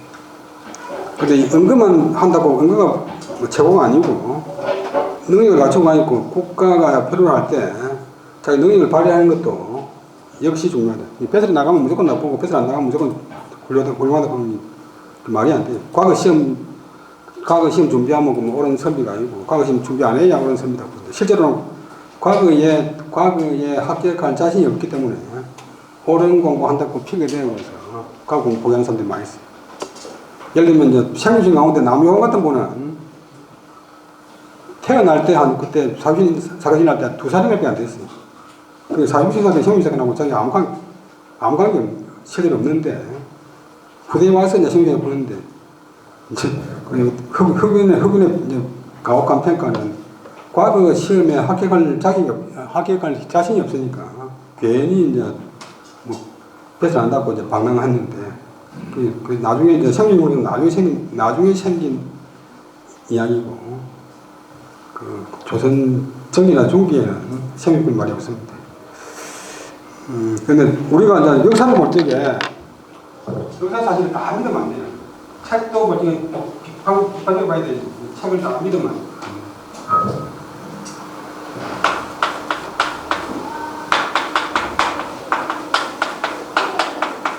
현대 책도 이제 사고한테 도움 되는 수도 있지만 사고를 대처하는 책도 많이 있어요. 친구도 도움 되는 친구 있지만 또 사람을 해치는 친구도 있고, 심지어 선생도 사람한테 도움 주는 선생도 있지만 사람을 망치는 나머지 빠진 망치는 선생도 많이 있어요. 그 선생 뭐 이름은 또 교직에 많이 계시겠지만 일단 교육자는 일단 실력이 없으면 죄를 짓는 것입니다. 그래서 이건 인간말인데 저는 다 진짜 책을 다 믿는다면 책이 없는 건 못하다. 모든 책은 비판적으로 자기의 비판적인 난목을 갖고 이루어야 되지. 함부로 다 믿으면 그 책 때문에 망하는 수가 있다. 근데 우리 응가하는 사람 가운데 여러 가지 분류가 있는데 정말 능력을 갖추고 국가에서 필요로 하는 인재지만 그 당시의 임금이나 관료들과 뜻이 맞지 않아 응가하는 사람이야말로 제대로 올바른 의미의 응가자입니다. 그래서 자기의 아름다운 이름을 유지하기 위해서 국가 민족을 잊고서 자신의 한 몸만 깨끗이 유지하려는 그런 분이 있습니다. 대통령 후보가 안 된다고 그날짜로 탈당해버리고 이러면 그거는 오로지 그 당이 자기 대통령 만들기 위해서 있는 것처럼 됐거든요. 그러나 그런 건 안 되는 거예요. 그 다음에 이거를 이제 어려운 말로 결신이라고 하는데 그 복잡한 문제가 생기면 회사에서 물 나가지고 저 멀리 가면 자기 몸을 깨끗이 해가지고 멀리 가면 세상과 인연을 끊고서 저 물을 챙겨가지고 산속에 숨어버린다. 이런 사람은 이제 자기 이름만 유지하는 것이지 국가 민족이 아무 도움이 안 된다. 이런 사람들은 또 은거에 치우친 사람들. 은거하면 이제 고민도 없고 사람들한테 칭송도 듣고 하니까 이런 사람도 있고 또 어떤 사람은 벼슬할 마음이 없으면서 있으면서 벼슬을 논이고 은거를 하여 자기의 성과를 높이려는 사람이 있다. 중국 말해야 돼.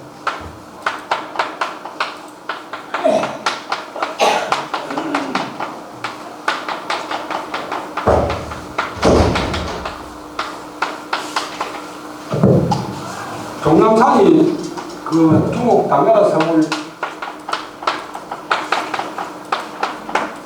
장안 남쪽에 있는데 은거하려고 하면 저 장안에서 며칠이 떨어진 시골 가서 해야 되는데 중국의 당나라 때 은거한다고 하는 사람들 전부 다 장안 남쪽에 있는 남산에 가서 한 거예요. 서울에서 은거한다고 하는 사람이 다 서울 남산에 가서 한 거예요. 왜냐하면 은거한다는 소문이 들리가지고 발탁되기를 바라기 때문에 발탁되기를 노리고 은거하는 순수한 은거가 아니에요.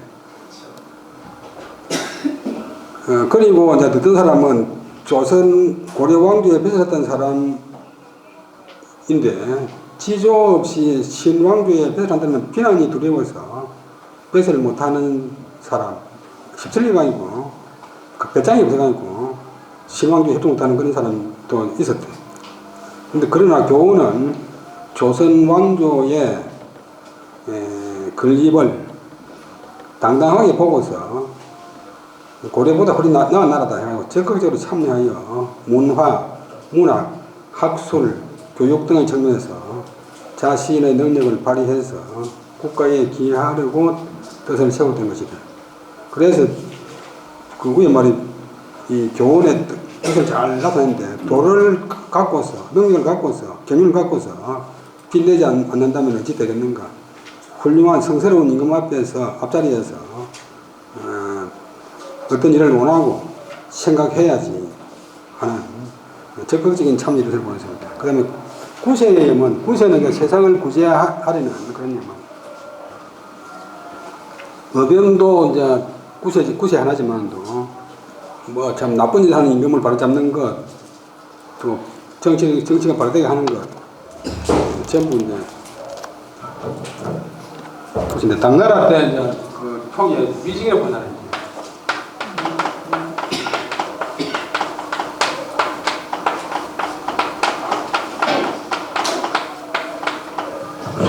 수나라는 곧 망했는데 당나라가 안 망한 이유가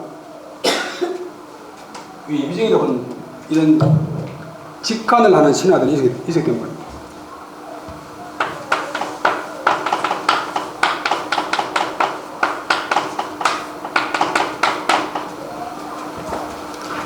본래는 이제 당태종의 형님의 신하인데 당태종을 빨리 죽이라고 이제 건의했던 그런 사람인데 당태종이 이제 채용을 했어요. 그래서 당태종이 한 분은 자기 황후가 먼저 죽었는데 황후가 그리고서 황후 능을 잘 만들어놨고 장안궁궐에서 보이는데 높은 곳에 올라가고 위대히 보고 저 너희 보이죠? 그러니까 위대히가 안 보입니다. 저 있지 않습니까? 안 보입니다. 저거 보면 저는 임금님이 아버지 능을 가르치는 줄 알았는데 그 부인 능을 가르치는 건 요금에서 비웃은 적이 있는데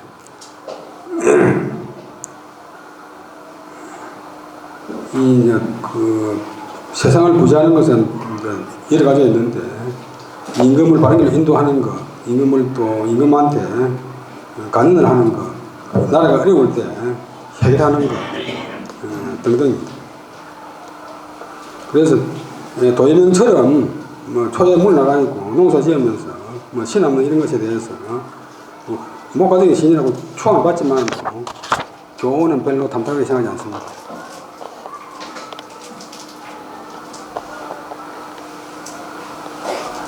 그 다음에 그건 생략하고 좀 시간이 많이 돼버립니다. 그 다음에 114페이지 밑에 있는 보면 제청도 청등루, 청도에 있는 청등루라는 누각에다가 써라 했는데 지방장관, 지방고론이라면 백성을 위한 교화 가르쳐가 아니고 변화시킵니다. 교화를 펼칠 것을 권장하고 있다. 나무잎 떨어지니 들이 도리에 멀고 연기가 생겨나니 산이 도르는 듯 그런 경치만 이야기했고 누가 음악과 시로서 다스려서 무성고론을 이을 것인가. 목락 야환 형 멀형자 나무잎이 떨어지니 들이 더 멀어 보이고 연생 산욕구 연기 아지랭이가 생겨나니까 산이 떠는 듯하다. 누가 음악과 시로서 다스려서 수장 장자가 뭐뭐로서 그런 목 전체사입니다. 현송 악기를 연주하고 글을 외우는 것으로서 다스리겠는가. 다스려서 너희 무성의 고을원 후가 고을원이라고 하는데 무성의 고을원을 일 것인가. 오늘 고사가 있는데 공자의 제자 자유가 노나라의 무성이라는 고을의 원이 되어가지고 가서 공자에게 배운 대로 뭐 아주 명령하고 뭐 단속하고 폭압적인 이런 행동을 쓰지 말고 백성들의 마음을 감화시키는 좋은 시를 외우고 좋은 음악을 들으면 저절로 백성들의 마음의 교화가 된다. 그런데 그런 이야기를 이제 평소에 교육을 했는데 그가 자기 제자 자유가 다스리는 고을에 한번 가봤어요. 가봤더니 동원에서 현악기 소리가 나와서 현악기 소리와 노래 소리가 흘러나왔다. 그 강제적인 행정명령이나 형법을 통한 다스림이 아니고 예악을 통한 예와 음악을 통한 덕을 통한 정치, 덕치를 펼치려고 노력하고 있었던 것이다. 백성들의 심성이 호소하는 덕치가 공자가 바란 이상적인 정치 형태였다. 교원은 청도 고을을 맡아 자기가 다스리는 고을원도 백성에게 강제적인 행정명령이나 형법으로 다스려 하지 말고 덕치를 할 것을 바라고 있습니다. 백성을 사랑하는 교원의 깊은 애정과 유교 이념을 실천에 옮겨 백성들이 잘 살 수 있는 세상을 만들려는 염원이 이 시에 담겨 있습니다. 덕치. 그러니까 우리가 이제 조선시대가 뭐 성경을 국가의 통치력을 삼았다. 요즘 보면 이게 말이 됩니까? 이렇게 말하는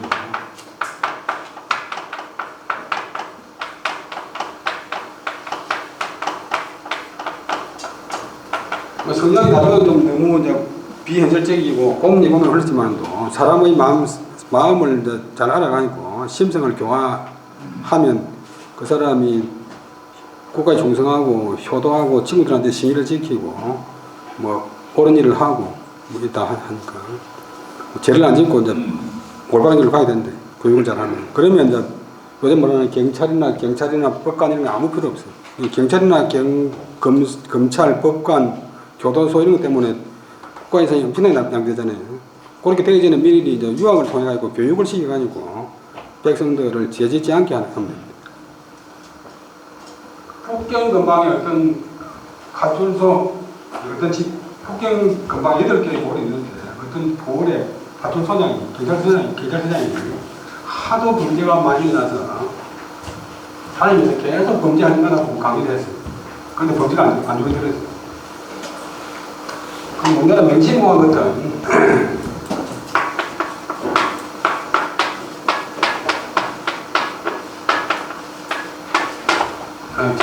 제자교라고 책이 있는데 젊은 사람들이 지켜야 될 법도 제자교라고는 그런 책을 가지고 경찰서장이 다니면서 강의를 하니까 고마 이제 범죄율이 줄어들더라.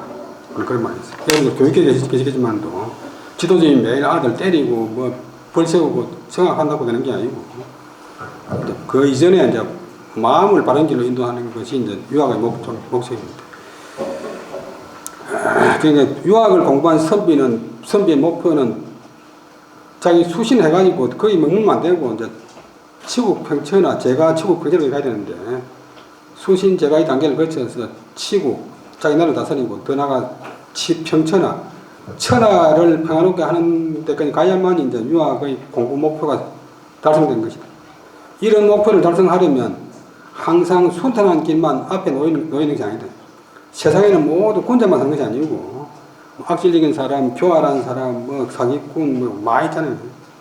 그러나 평화롭고 순조로울 때는 나서서 일하려는 사람이 많지만 어려운 일이 닥치면 뭐 자기 지절, 또 단박, 맑을 땀, 깨끗한 밥, 깨끗한 거통을 내쉬면서 다 물러나 숨을 뿌린다. 어려운 일이 닥쳤을 때 숨을 뿌리면 자기는 편하지만도 진정하게 애국애족하는 사람은 어려울 때 몸을 사리지 않고 나서서 어려운 일을 솔선해서 만든다. 그런 사람이라야만이 참된 선비라고 할 수 있다. 오늘 묘자는 고양이 묘자인데 여수에 있는 섬이네. 거기 지나가면서 배를 타고 지나가면서 지은 시인데 맨 마지막 두 구절을 보면 이 교훈의 생각이 잘 나타나 있어요. 남하여 보국인된 하필과 청실이요. 남하여 보국인된 하필과 청실. 남자가 나라를 만약 도우려 한다면, 얘는 만약 도우려 한다면 어찌 꼭 맑은 때를 과는 지난다, 겪는다. 맑은 때, 좋은 때, 잘 다스린 때만 지나야 하겠는가. 잘 다스릴 때만 살기를 바라겠는가. 어려울 때도 남자가 옳게 나라를 위한다면 어려울 때도 마땅히 나서야 된다.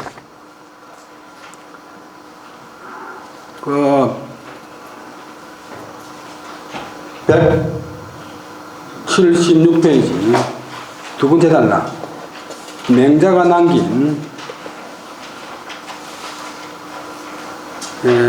보면 이런 말이 있어요. 하늘이 장차 어떤 사람에게 여러분이나 누구든지 어떤 사람에게 큰 임무, 큰 일을 맡기려고 할 때는 반드시 먼저 큰 임무를 맡기 전에 그 사람의 마음과 뜻을 괴롭게 만들고 그 사람의 심살과 뼈를 소롭게 하고 그 사람의 몸을 굶주리게 만들고 그 사람의 몸을 궁핍하게 하여 곤란을 겪게 해가지고 그가 하는 것이 그가 마음먹은 대로 되지 않게 해가지고 이렇게 돼가지고 그게 포기하는 게 아니고 사람 같은 사람은 그럴 때 더욱 마음을 분반하고 자기 성질을 참아서 전에 그가 할 수 없었던 일을 할 수 있게 만든다. 쉽게 말하면 단련을 해가지고 더 좋은 사람 만들듯이 실현을 깨게 해가지고 더 큰 사람을 만든다. 그래서 교훈은 체험적으로 터득하고서 그런 정신으로 살면서 어려움을 극복하여 배제하기라는 노지에까지 오를 수 있었다. 옳은 선비라면 어려운 일을 겪어가지고 이제 자기 뜻을 펴는 것이 이제 참된 이제 훌륭한 인물이고 관리다. 그 다음에는 진주 관아의 116페이지 관아의 북쪽에 백은염이 심은 잣나무가 있었는데 그 잣나무를 두고 지은 시가 있습니다. 차, 진주, 공화, 공화는 관아란 말이고 진주, 관아, 북헌, 진주, 관아에 딸린 북헌에 시중이 심은 백 잣나무가 있는데 그 시를 두고 읊은 시. 맨 마지막 부분을 보면 유덕 청풍 후세전 맑은 기풍 남겨서 후세에 전하고자 한다. 지금 현재를 살아가는 것도 중요하지만도 다음 세대에 자기가 어떤 평가를 받을 것인가 를 생각한다면 사람이 함부로 살 수가 없대. 그래서 177페이지 보면 고을본이 둘째 줄, 첫째 줄 고을본이 청렴하게 정치하여 부정과 착취를 일삼지 않으면 백성들은 폭정에 시달림 없이 생활을 즐기면서 살아갈 수 있다. 이러면 이제 그 고을본이 가고 난 뒤에 모든 후세에 그 고을본에 대한 평가가 다르다. 그 다음에 우복연민 국가의 그 높은 고관으로서 나라를 걱정하고 그 다음에 백성들을 동정한다. 불쌍히 여길 련. 옛날 선비들은 기본적으로 국가 민족을 생각했다. 오늘날은 국가 민족을 생각하는 사람은 별로 없는데 유학의 좋은 점이 이제 첫째로 국가 민족을 우선한다. 관리라면 더욱더 국가 민족을 생각해야 한다. 교원은 적극적으로 출세한 인물로서 국가 민족에 특히 관심이 많았다. 고려가 망한 원인 가운데 하나로 국방의 소홀로 인한 북쪽 홍건적의 침입과 남쪽 왜구의 노락실을 낼 수 있다. 고려 말기에 진주가 완전히 왜구한테 함락된 적도 있고 서울 개성이 함락돼가지고 공민왕이 1년 동안 안동에 와서 피난한 적이 있잖아요. 그 나라가 숙대받지.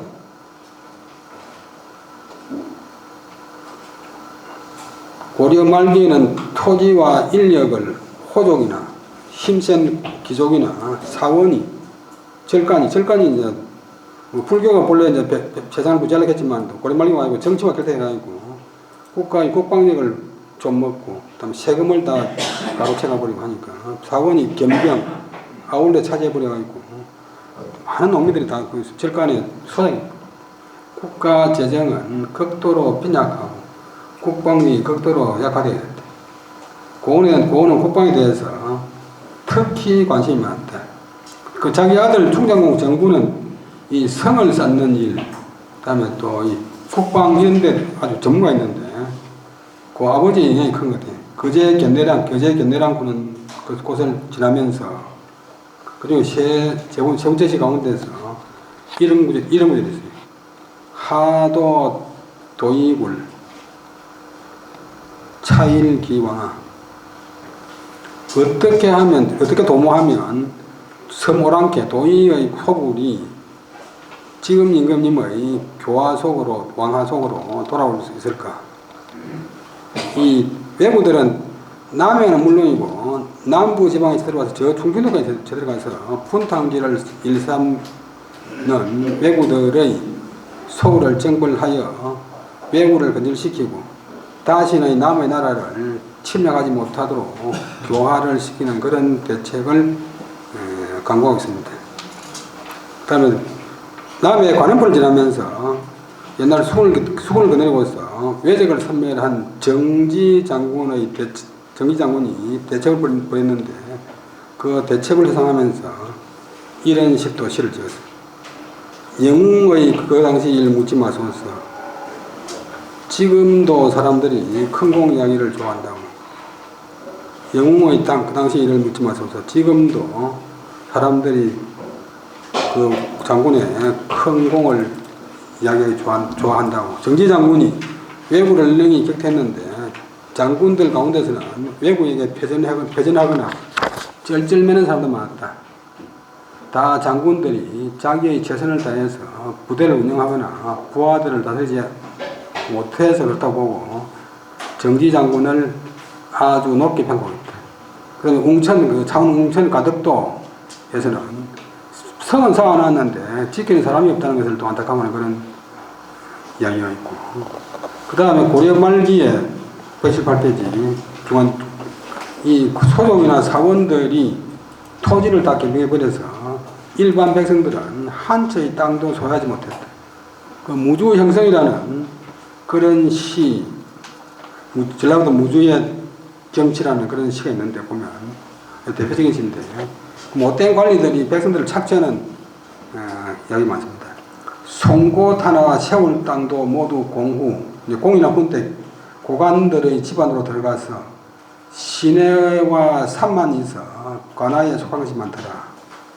관청도 이제 다 가난하고 시내하고 산만 이제 관청에 속해 있다. 아이들이 궁극에 관한 일을 알지 못하고서 구름 바깥까지 들리도록 뗄라묶고 노래 서로 주고받구나. 입추, 송고추자. 우리 옛날에 60년대 그 아나운서, 이광재 아나운서 보던 중요한 할 때 입추의 여지가 없습니다. 근데 사람이 많이 모여가지고 그 사이에 송고다나 꽂을 곳이 없다. 송고다나 세울 땅도 다 후의 집으로 들어가 버렸는데, 다 들어가 버리고 다만 지유 계산 속현다. 다만 시내와 산만이 현에 고을에 속한 것이 많더라. 동치 어릴 시자. 원래는 어린 비어몬데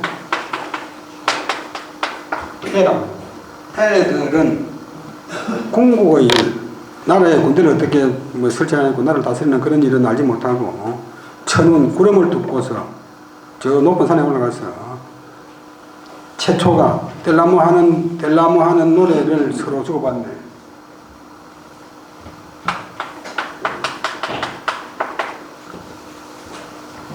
이걸 보면 고려가 망한 이유 가운데 하나가 호족이나 사원 절간이 토지 겸병이다. 모든 농민들은 자기 토지는 다 뺏기고 농노의 상태로 전락하였다. 심지어 호족 세력이 강성하여 고을에 속한 공전, 공공소유의 토지도 남지 않는 것이다.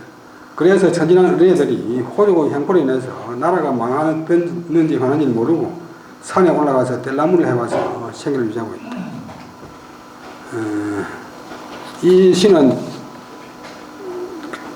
희롱, 이제 아주 비웃고 또 이제 희롱하고 풍족한 뜻을 머금고 있으니 백성을 착지하는 탐욕스러운 사람들이 이 시를 읽어보면 상당히 반성할 수 있을 것이다. 그 다음에 관리들 못지않게 아젠들이 또 백성을 괴롭히는 경우가 많아요. 이 아젠들은 이제 고려나 조선이나 월급이 없어요. 고을 다스리고서 적당하게 이제 얻어먹으라 그런 뜻이니까 착취하도록 만들어놨어요. 그렇게 백성들의 생활은 크게 보면 임금이 되지만도 더 구체적으로는 지방 소령들이 잘해야 되는데 지방 소령들이 대체로 이제 돈 주고 빚을 얻어가지고 관직에 나가서는 착취하려고 하니까 그 마지막 구절에 가서 공은 가서 모름지기 백성 살 수 있는 걸 보게나. 그래서 이제 고려 나가는 어떤 사람한테 백성을 살리라고 이야기합니다. 그 다음에 뭐 경물 묘사의 능수, 경치 표현하는 아주 뛰어난 솜씨꾼, 뭐 불러볼 수 있고 좀 시간이 다 됐고, 그 다음에 낭만적 정신 출연, 평생 관직에 있고 공부했지만도 꼭 뭐 현실적인 그런 문제만 아니고 아주 낭만적이고 여유롭고 자유로운 그런 시도 많이 지었다. 결론은 시간 없지만 결론을 물어보겠습니다. 이번에 또 사세의 축소판이 사세의 요약판이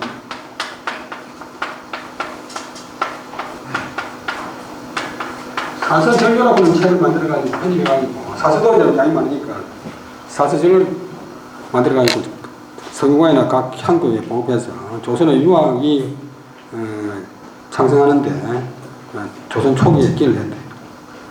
결론 조금 교원은 조선 초기에 가장 뛰어난 문화가였다. 그는 적극적으로 관료생활을 하면서 하면서도 딱딱하고 뭐 아주 기계적인 그런 인간이 아니고 낭만적인 시가 많이 썼다. 고려 왕조에 뱃을 했었으면서도 고려의 운명은 이미 다 했다고 진단하여 신왕조인 조선이 건국되었을 때 조선 왕조의 정치권의 중심부에 참여했다. 성균관 대사성, 성균관의 총책임자, 교육의 총책임자, 예문관 대제학, 아까 설명했지만 예문관 대제학 등 한 사람 하나도 맡기 힘든데 두 가지 요직을 맡아서 조선의 문물제도의 정비에 유학적 통치 체제를 이루는데 이론적 기초를 제공하는 등 많은 공헌을 하였다. 또 몇 차례 과거 시험을 주관하여 조선 초기 국가가 필요로 하는 인재를 많이 발굴하였다. 그리고 조선 초기 문학 사조의 형성에도 적잖은 영향을 미쳤다. 조선의 문학이 어떤 쪽으로 간다. 당시를 숭상하는 그런 문학. 교훈은 성공한 관료이면서도 위대한 문학가였다. 그는 문장보다 시에 더 관심이 있고 작품도 뛰어났다. 그의 시는 내용적으로 정감을 중시하여 고와 예스러우면서도 고상한 표현을 운율미에 담아, 시라 보면 음악적 요소가 있으니까 운율의 아름다움, 운율미에 담아 표현했다. 덕치와 세교를 무력적인 통치가 아니고 덕으로 하는 통치, 세상의 교화를 중시하는 사상은 유교 국가 형성의 바탕이 되었다.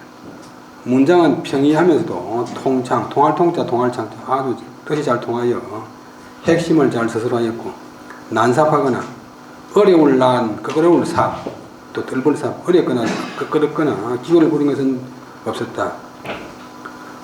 고려 중기 이후 우리나라에 형성된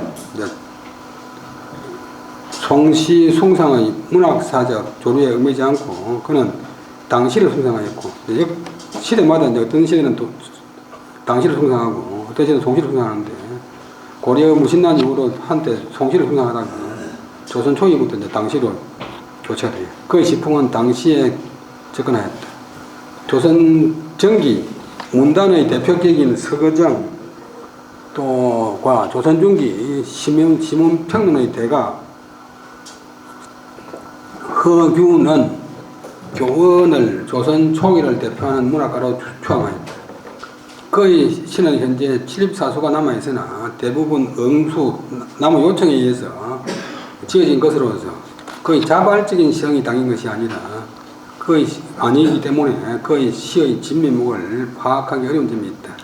그러나 그의 시 속에는 자기의 확고한 의지의 표현, 우곡 연민의 사상이 담겨 있고 본고에서 다루지 않은 시 속에 또 이제 다른 분들은 다 불교를 배척하는데 불교에 대해서도 관대하게 보는 것은 좀 남다른 포용력이 담겨 있습니다.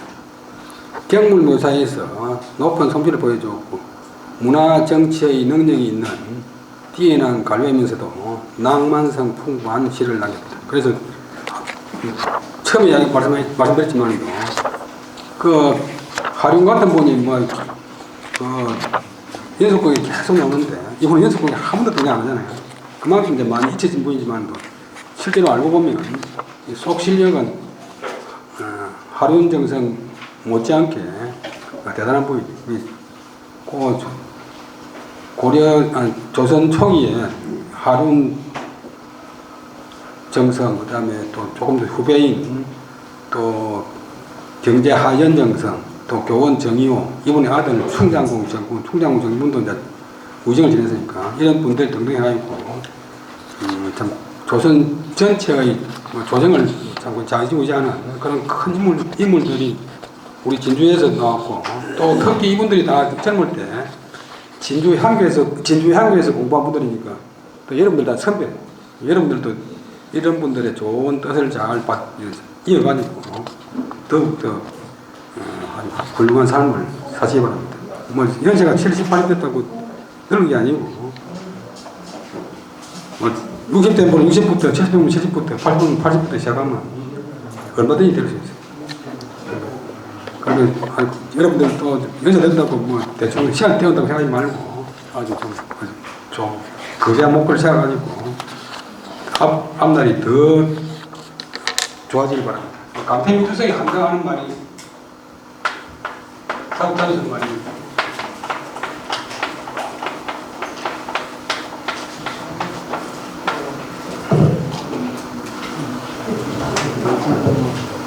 이 천이 좀 나시게